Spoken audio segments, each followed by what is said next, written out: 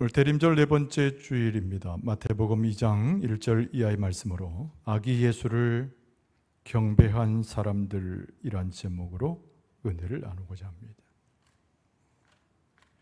대림절은 아기 예수를 기다리는 매우 소중한 절기입니다. 우리가 복음서에 나와 있는 예수님의 탄생 기사를 중심으로 우리가 매주마다 말씀을 묵상하고 있는데요. 오늘은 지난주에 이어서 마태복음에 나오는 예수님의 탄생 기사 중에 한 부분을 우리가 함께 보고 있습니다. 너무나 유명한 본문의 말씀이죠. 동방박사 세 사람이 예수 그리스도를 경배하고 그들 가운데 선물을 준비해서 예수님께 너무나 귀한 것을 드리는 장면입니다. 아름답습니다. 그리고 우리에게 감동이 됩니다. 그러면서 동방박사 세 사람이 가져온 예물이기 때문에 신기하기조차 합니다. 여러 가지 성탄에 대한 기사가 복음서를 중심으로 성경 말씀에 기록되어져 있는데, 이런 크리스마스에 관련된 기사 중에 오늘 본문의 말씀은 우리에게 참으로 인상적인 감동을 선사하는 축복의 말씀에 분명합니다. 동방박사들이 예수 그리스도를 경배하기 위해서 온 이 사실에 대한 기록은 많은 사람들에게 질문을 남겼습니다. 동방에서 온 그 사람들이 도대체 누구인가? 그들이 보았다는 큰 별은 도대체 무엇인가? 그들은 어찌 그 별을 보고 예수님의 탄생을 알게 되었는가? 그리고 제일 중요한 질문은 하나님께서 그들을 어떻게 초청하셔서 예루살렘으로 베들레헴으로 그들을 경배하는 자리로 이끄셨는가? 그 목적이 무엇인가? 라고 하는 질문들입니다. 오늘 말씀을 우리가 묵상하지만 이 질문에 대한 모든 답을 우리가 찾기는 어렵습니다. 그러나 이 질문들과 성경에 나오는 말씀의 증거를 통해서 동방박사들이 예수 그리스도를 경배하며 그들의 역할을 보면서 오늘을 살아가는 우리가 예수 그리스도를 어떻게 경배할 것인가에 영적인 큰 교훈을 얻을 수 있습니다. 그런데 오늘 본문의 말씀이 우리에게 시사해 주는 매우 중요한 하나의 특징이 있는데요. 모두가 다 예수님의 탄생을 축하하는 것은 아니라고 하는 겁니다. 우리의 생각 같아서는 우리의 구세주이시고 우리에게 진정한 평화와 해방을 주신 예수께서 우리 가운데 오셨기 때문에 너나 할 것 없이 모든 세계가 하나님을 찬송하고 그리스도를 경배한다고 생각하지만, 그러나 2000년 전의 일군의 사람들 그리고 지금까지 많은 사람들이 예수님을 영접하지 못하고 역시 찬양하지 못합니다. 혹시 우리의 마음 가운데도 그런 구석이 있습니까? 우리 주변에도 그런 사람을 많이 발견합니까? 여러분, 복음서 중에 우리가 보는 본문은 마태복음 본문서입니다. 마태복음 예수님을 우리에게 무엇이라 소개합니까? 예수님은 우리의 구세주가 되시고 우리의 주권자인 왕이 되신다고 우리에게 증거합니다.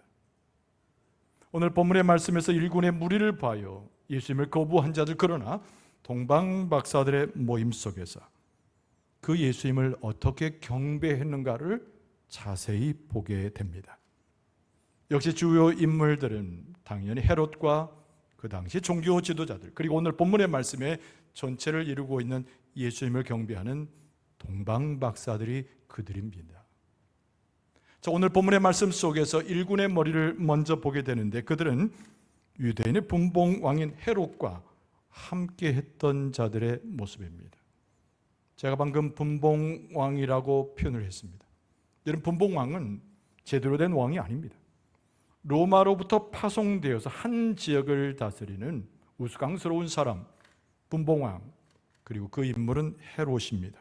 오늘 본문의 말씀 7절에 이에 헤롯이라고 해서 헤롯에 대한 기록의 말씀이 오늘 본문의 말씀에 쓰여져 있습니다. 헤롯은 왕조를 이루었기 때문에 성경 곳곳에 이런저런 모양의 다른 헤롯이 나옵니다. 오늘 본문의 말씀은 예수님께서 태어나실 때쯤에 대왕이라고 불렸던 헤롯이라고 하는 인물입니다. 그가 왜 대왕으로 불려졌을까요?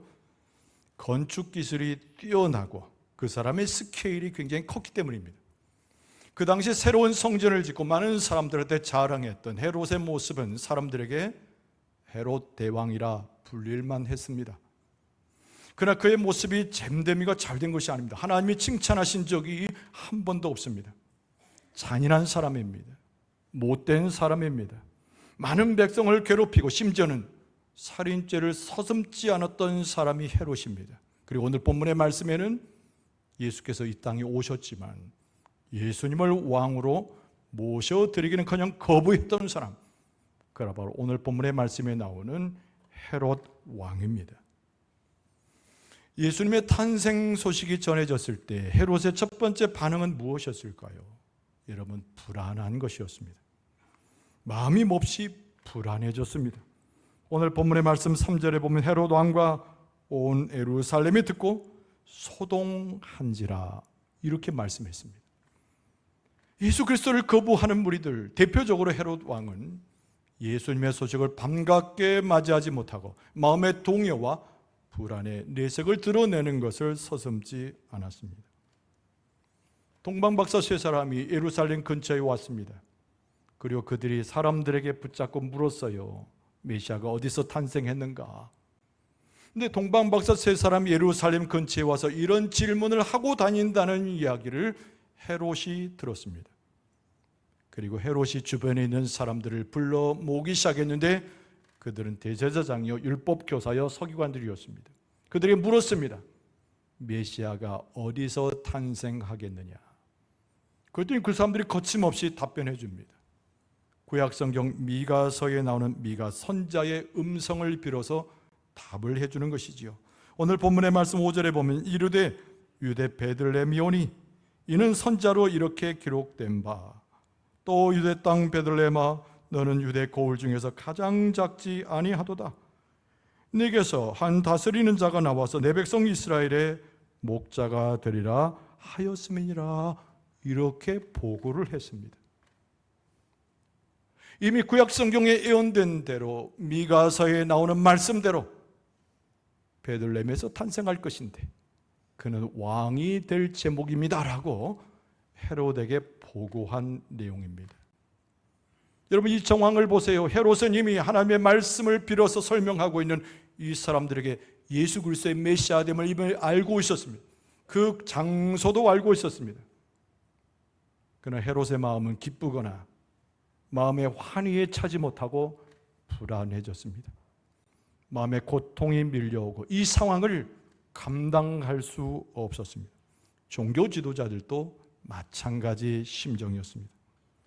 오늘 예수 그리스도의 탄생의 소식이 우리 가운데 전해지건만 많은 사람들이 예수님을 영접하지 못하고 헤롯처럼, 그리고 내용을 알고 있음에도 불구하고 부정하여 불안해하는 종교 지도자들의 모습을 갖는 경우들이 많이 있습니다. 예수님의 이름을 듣기를 싫어합니다. 더구나 예수님을 왕으로 모셔드린 것을 거부하는 세대가 우리가 살아가고 있는 이 세상의 모습이지요. 예수님을 구세주로 왕으로 섬기지 못하고 거부하는 세대, 그것이 오늘 우리가 살아가는 모습이고 우리의 심정, 혹시 우리 한 곁에 머물러 있는 감정이기도 합니다. 오늘 본문의 말씀은 헤롯을 이야기하면서 그는 사악하기 때문에, 권모술수에 능하기 때문에 위선이나 속임수를 쓰고 있는 모습으로 성경 말씀은 전합니다. 여러분, 7절 말씀에 보면 이 헤롯이 가만히 박사들을 불러 별이 나타난 때를 자세히 묻고 베들레헴으로 보내며 이르되 가서 아기에 대하여 자세히 알아보고 찾거든 내게 구하여 나도 가서 그에게 경배하게 하라. 이렇게 이야기합니다. 거짓말입니다. 그는 예수 그리스도를 경배하는 마음이 조금도 없었습니다. 위선이고 속임수입니다. 오히려 헤롯의 마음에는 아기를 죽이고자 하는 살기가 등등했습니다. 기독교인이라 부르는 사람들이, 믿음을 가지고 사는 사람들이 성탄절 즈음에 대해서도 불안해할 뿐만 아니라 마음 가운데 부정적인 생각을 하고 있는 사람들이 더러 있습니다. 예배를 드리지 못합니다. 예수 그리스도를 심령에 새기지 못합니다.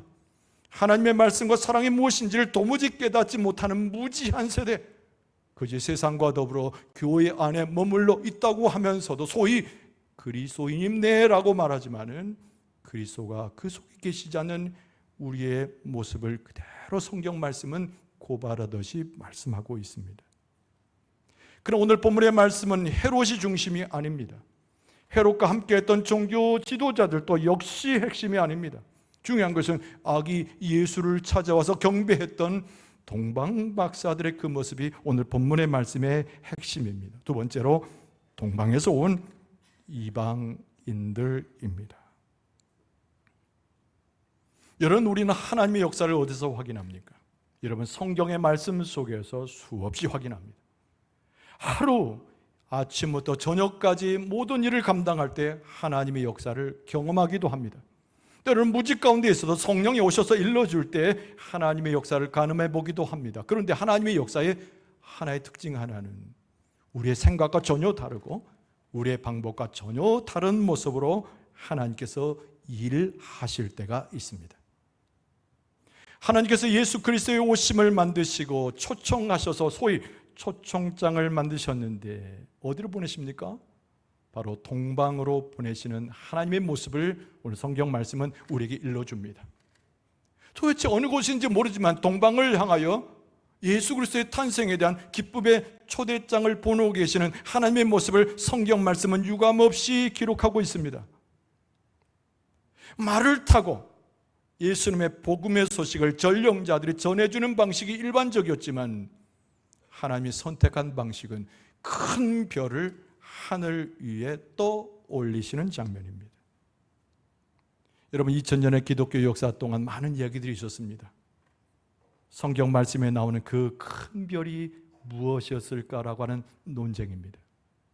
과학의 시대가 들어오면서 사람들이 이야기하기를 어떤 혜성이 마침 지나가지 않았겠는가. 어떤 사람들은 이야기하기를 하나님이 별을 특별히 제작하셔서 신성을 하늘에 매달아 놓았다고 말씀하는 사람들도 있습니다. 어떤 사람들을 이야기하는 목성과 토성이 겹쳐져서 갑자기 빛나는 빛을 냈다고도 주장하는 사람들이 있습니다. 여러분, 그런데 중요한 것은 왜 그들이 동방박사입니까? 별을 연구하는 사람들이었기 때문입니다. 별의 모양을 보고 크기와 그리고 그림자와 형태를 보고 어떤 일이 있을지를 예측했던 사람들이 동방박사들이었습니다. 그리고 그들은 예로부터 전해주는 하나님의 말씀의 한 편을 이해하고 있었던 사람들입니다. 여러분, 민수기 24장에는 하늘에 별을 보이셔서 하나님께서 당신의 아들을 보내심이라고 하는 말씀의 예언이 있습니다. 여러분, 민수기 24장 17절 중반절에 한 별이 야곱에게서 나오며 한 규가 이스라엘에게서 일어난다라고 말씀하고 있습니다. 하나의 별이 일어나서 그 가운데 야곱의 후손이 나오는데 메시아의 탄생을 말씀한 겁니다. 하늘의 별을 바라보았던 동방박사들, 하늘의 높은 별을 바라보았던 동방박사들은 그것을 이해하기를 이 말씀과 연결지어져서 메시아의 탄생을 이미 예상했었습니다. 여러분, 그 별은 메시아가 태어났음을 알렸을 뿐만 아니라 동방박사들의 걸음걸이를 어디로 오게 했을까요? 신앙의 중심지인 당연히 예루살렘을 향하도록 했습니다. 그들은 예루살렘에 들어와서 어떤 일을 했습니까? 당연히 아기 예수를 찾아다녔습니다. 아기 예수를 경배하기 위해서 온 그들은 다른 일을 다 내버려 두고 자기의 육체의 삶과 모든 것을 접어두고 아기 예수를 찾아갔습니다. 에레미야 선지자는 경건한 이스라엘 백성들에게 권고하기를 온전히 하나님을 찾는 자가 하나님을 찾을 수 있음을 말씀한 바가 있습니다. 에레미야 29장 13절에 보면 너희가 온 마음으로 나를 구하면 나를 찾을 것이요 나를 만나리라. 에레미야 선지자의 입술을 통한 하나님의 약속처럼 동방박사들은 아기 예수를 찾고 아기 예수를 경배한 온 마음을 다하여 아기 예수를 찾는 하나님의 은혜를 입게 되었습니다. 여러분, 그런데 오늘 본문의 말씀이 어디에 기록되어 있냐면 마태복음에 있습니다. 마태복음 첫 부분은 예수 그리스도의 탄생, 그리고 예수 그리스도의 탄생에 놀라운 축복의 초대장이 동방에까지 전해지는 것을 오늘 본문의 말씀에 증언합니다. 그런데 주목할 것은 마태복음 끝에 보면은 현 시대를 살아가는 우리를 향한 하나님의 초청의 말씀이 기록되어 있는데, 너나 할 것 없이 온 세계를 향한, 온 인류를 향한 하나님의 초청장이 역시 마태복음 28장에 기록되어 있습니다. 마태복음 28장 19절 이하에 그러므로 너희는 가서 모든 민족을 제자로 삼아 아버지와 아들과 성령의 이름으로 세례를 베풀고 내가 너희에게 분부한 모든 것을 가르쳐 지키게 하라. 온 인류를 향한 하나님의 구원의 소식이 오늘을 사는 우리와 전 세계에 흩어진 사람에게 마치 초청장이 날아가듯이 하나님의 사랑, 구세주인 예수 그리스도의 탄생의 소식과 우리의 진정한 왕이 되심을 만방에 선포하고 있는 책, 그것이 바로 마태복음이라는 거예요. 오늘 본문의 말씀 속의 마태복음, 여러분 왜 동방박사들이 예수님을 찾아왔는지도 일러줍니다. 동방박사들이 하나의 목적을 두고 그 목적을 심령에 허락하신 하나님께서 예루살렘으로 그들을 불렀을 때 그들의 목적은 딱 한 가지였습니다. 예수님을 경배하는 것이죠. 2절 하반절에 우리가 동방에서 그의 별을 보고 그에게 경배하러 왔노라. 할렐루야, 할렐루야. 아기 예수를 경배하기 위해서 예배하고 이 자리에 나온 자들은 아기 예수를 찾게 되고 아기 예수를 경험하게 되고 아기 예수를 통하여 우리의 삶과 심령이 변화되는 은혜를 덧입게 될 줄로 믿습니다. 동방박사들은 오래전에 약속된 이 메시아 별을 따라와서 예수님을 영접하면서 그것을 알고 경배하게 되었습니다. 오늘 본문의 말씀은 동방박사들의 행동만 이야기하지 아니하고 동방박사들이 예수님을 어떻게 경배했는가도 일러줍니다. 이것이 동방박사와 똑같은 삶을 살지 않는 오늘의 현 시대에 있어서 우리에게 주는 하나님의 영적 교훈입니다. 여러분, 동방박사들은 첫 번째로 그리스도 안에서 크게 기뻐했다는 겁니다. 뭐라고요?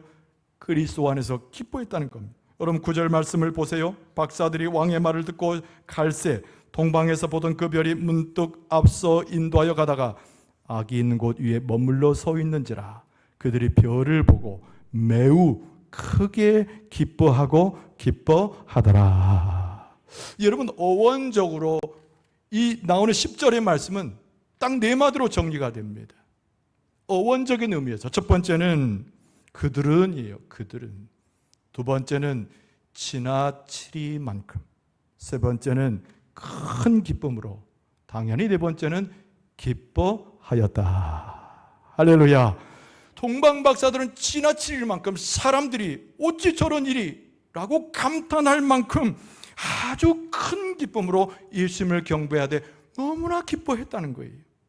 여러분, 예수 그리스도를 만나면 이렇게 기쁨이요, 하늘에 주시는 만족이요, 즐거움이요, 세상에서 발견하지 못하는 기쁨을 하나님으로부터 우리가 선물로 받게 되는 줄로 믿습니다. 예수 그리스도를 경험하는 우리의 삶이 기쁘게 되어 있어요. 예수 그리스도를 만나게 되면 우리의 삶이 해결되고 소망을 갖기 때문에 하나님이신 하늘의 기쁨이 우리의 심령과 삶에 꼭꼭 채워지고 넘쳐나게 될 줄로 믿습니다. 예수님을 따랐던 베드로가 예수를 잠깐 배반했지만 초대교회 사도가 되었을 때 베드로는 예수님을 만나 구원 얻는 것이 얼마나 기쁜 것인가를 그의 서신에 기록했습니다. 베드로전서 1장 8절 이하에 보면 예수를 너희가 믿고 말할 수 없는 영광스러운 즐거움으로 기뻐하니 믿음의 결국 곧 영혼의 구원을 받음이라. 베드로가 예수님을 쫓아다닐 때는 기쁨이 뭔지, 고난당할 때 해결점을 못 찾아서 예수님을 쫓아가 산 위로 올라갔지만 꾸벅꾸벅 졸음하면서 기도도 못했어요. 근데 초대교회 사도가 되고 그리스도의 복음을 증거하다가 하나님의 사랑을 알고 하나님의 기쁨을 경험하기 시작하면서 이 기쁨이 어디서 왔는가? 예수 그리스도를 증거하고 예수 그리스도를 만나고 예수 그리스도를 경배했더니 하늘의 기쁨이 내게 쏟아져 들어오는구나. 그리고 오늘을 사는 우리에게 증거하고 있는 거예요. 우리의 영혼이 소생될 때, 예수 그리스도를 만나서 참된 경배를 갖게 될 때 우리의 삶이 정말 우리의 삶 가운데 곤고함과 우리의 삶의 상처됨과 우리의 삶 가운데 부정적인 것은 다 물러가고 하나님의 기쁨이 충만하게 될 줄로 믿습니다. 여러분, 동방박사들은 두 번째로 아기 예수께 경배하면서 자기가 가지고 온 모든 것을 예수님 앞에 드릴 수 있었습니다. 여러분, 오늘 말씀을 보세요. 11절 상반절에 집에 들어가 그랬습니다. 여러분, 동방박사들이 집에 들어가서 누구를 봤을까요? 예수님을 보았지요. 마리아도 있었습니다. 요셉도 있었습니다. 주변의 사람들도 있었습니다. 그러나 동방박사들의 눈에 쏙 들어온 것은 아기 예수였어요. 그래서 11절 상반절 다시 보면 집에 들어가 아기와 그의 어머니 마리아가 함께 있는 것을 보고 엎드려 아기께 경배하고. 할렐루야. 이 세상에 많은 것들이 우리의 눈에 보이지 않습니까? 이것이 나를 만족하게 할까? 저것이 나를 해방시켜 줄까? 기대를 걸거나 세상에 있는 잡념들이 우리에게 들어오지 않습니까? 여러분, 그러나 아기 예수께 경배한다는 것은 마리아도 아니고 요셉도 아니고 주변에 있는 것도 아니고 아기 예수께 집중하는 경배가 하나님께서 받으실 만한 경배가 되는 줄로 믿습니다. 그리고 나서 11절 하반절에 보면은 보배 합을 엽니다. 보배 합을 열어 황금과 유향과 몰약을 예물로 드리니라. 다 드린 거예요. 황금이 무엇입니까? 왕을 상징하는 겁니다.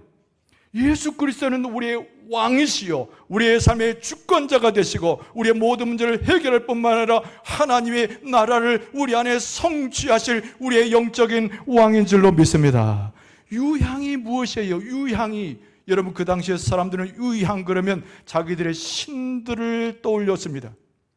이방의 신이 아니라 유일하신 하나님이 유향이 가져오는 상징적 이야기입니다. 예수님은 하나님으로 오셨고 하나님의 아들로 오셨고 구원주로 우리 가운데 오신 줄로 믿습니다. 몰약이 무엇입니까? 몰약이 사람이 죽을 때 장사 지내는 하나의 약이에요. 그래서 몰약은 고통과 죽음의 상징입니다. 도대체 왜 몰약을 드렸습니까? 예수님께서 이 땅에 오셔서 십자가를 지셔야 했습니다. 당신의 죄가 아니라 우리의 죄를 다 사하기 위해서 십자가에서 피 흘려 죽으시고 우리를 죄에서 사함을 받게 하고 다시 부활하심으로 새 생명을 예수님께서 우리 가운데 허락하여 주신 줄로 믿습니다. 부활하신 예수 그리스도, 십자가에서 우리의 죄를 도말하신 예수 그리스도, 이것을 이미 기념하여 알고 있었던 동방박사 세 사람, 몰약을 예수님 앞에 드림으로 예수 그리스도의 십자가의 놀라운 영광과 죄사함의 은총을 노래하고 찬송했던 것입니다. 여러분, 하나 더 있습니다. 동방박사들은 아기 예수를 경배하자마자 하나님의 말씀에 전적으로 순종하는 믿음의 삶을 드리게 되었습니다. 여러분, 12절 말씀해 보세요. 그들은 꿈에 헤롯에게로 돌아가지 말라 지시하심을 받아 다른 길로 고국에 돌아가니라. 꿈을 꾸는데 하나님께서 나타나신 거예요. 아무나 꿈을 꾸는 것이 아닙니다. 예수를 경배하고 하나님을 섬기는 자에게 꿈으로 보여주시는데 그 살기등등한 헤롯이 했던 이야기가 떠오르는 겁니다. 아기 예수를 발견하게 된 내게 돌아와서 내게 구하라, 내가 가서 경배하고 순 거짓말을 했지만은 살기등등하고 권력 있는 자 헤롯 얘기가 떠오르는 겁니다. 근데 하나님께서 뭐라 말씀하셨다고요? 다시 읽어드리면 그들은 꿈에 헤롯에게 돌아가지 말라 하나님의 지시하심을 받고 다른 길로 고국에 돌아가니라. 사람을 무서워하지 않습니다. 권력자들을 무시하지 않습니다. 하나님의 말씀을 듣고 그 말씀대로 다른 길로 돌아가서 고국으로 돌아가니라. 세상 길이 아니라, 사람들이 말하는 길이 아니라 하나님의 말씀하셨던 길, 예수께서 인도하셨던 길로 돌아가서 그들이 고국으로 돌아간 것이. 여러분, 예수님의 산상수훈을 우리는 기억을 합니다. 예수님께서 제자들과 많은 백성들에게 선포하시면서 뭐라고 말씀하셨어요? 마태복음 7장 13절 상반절에 좁은 문으로 들어가라. 그 길은 협착합니다. 많은 사람들이 찾지 않는 곳이지만 하나님이 원하시는 길이었고 예수 그리스도를 통하여 하나님께 가는 길입니다. 그래서 예수님께서 말씀하신 거예요. 세상 사람들이 찾는 그 길로 가지 말고 예수님을 통하여 하나님의 길로 갈 수 있는 그 좁은 문으로 가라. 예수님 말씀하셨습니다. 왜 우리는 예수님의 말씀을 들어야 되는가요? 왜 우리는 하나님의 말씀에 순종해야 되겠습니까? 여러분 요한복음 14장 6절에 말씀합니다. 예수께서 직접 말씀하시기를 예수께서 이르시되 내가 곧 길이요 진리요 생명이니 나로 말미암지 않고는 아버지께로 올 자가 없느니라. 하나님이 인정하셨어요.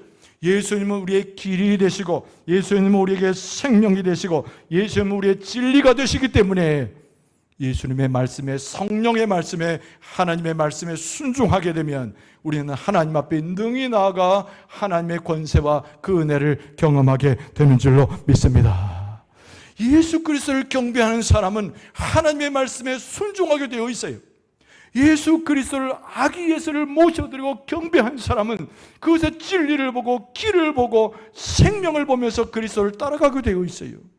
세상으로 가지 않습니다. 세상으로 치닫지 않습니다. 예수님께서 말씀하시는 생명의 길로 걸어가 하나님의 놀라운 영광에 참여하는 것이 동방박사의 세 사람처럼 아기 예수를 경배하는 여러분과 저의 길이 그런 생명의 길, 진리의 길이 될 줄로 믿습니다. 오늘 본문의 말씀에 참된 믿음을 가진 사람들, 동방박사들을 만나보았습니다. 그들이 했던 것은 딱 한 가지입니다. 예수 그리스도를 경배한 것이지요.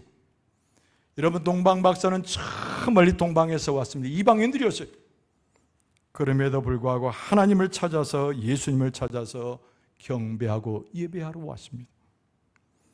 오직 아버지께로 가는 길만이 유일한 길이고 예수 그리스도를 경배하는 것만이 기쁘고 우리의 모든 삶이 그분께 드려질 수 있고 예수님께서 인도하시는 길을 따라가야 생명의 이름을 알고 예수님을 영접하여 경배했던 사람 동방박사들입니다. 여러분, 우리의 정체는 무엇입니까? 예수 그리스도를 통하여 거룩의 옷을 입고 변화된 사람이 우리의 모습인 줄로 믿습니다. 우리는 예수님 때문에 살아요. 하나님의 말씀 때문에 살아요. 성령의 인도하심 가운데 살아가는 새 생명을 얻는 하나님의 백성들인 줄로 믿습니다. 헤롯의 마음을 빼앗기면 안 됩니다. 알았으나 주를 경배하지 못한 종교 지도자들의 모습을 우리는 닮아서는 안 됩니다. 비록 누추하고 이방인이었지만 아기 예수를 경배했던 동방박사의 모습이 우리의 모습이 되어야 합니다. 대림절 절기에 아기 예수를 경배하는 데 성공할 수 있기를 바랍니다. 아기 예수를 경배하는 데 주의 은혜를 경험하기 바랍니다. 아기 예수를 경배하면 눈을 떠서 하나님의 보좌를 볼 수 있기를 바랍니다. 예수 그리스도를 경배하는 것에 성공하여 하나님의 위대한 놀라운 진리를 깨닫고 그의 은혜와 복을 누리고 예수 그리스도를 쫓아가는 여러분과 저의 모습 되어질 수 있기를 주의 이름으로 축원합니다.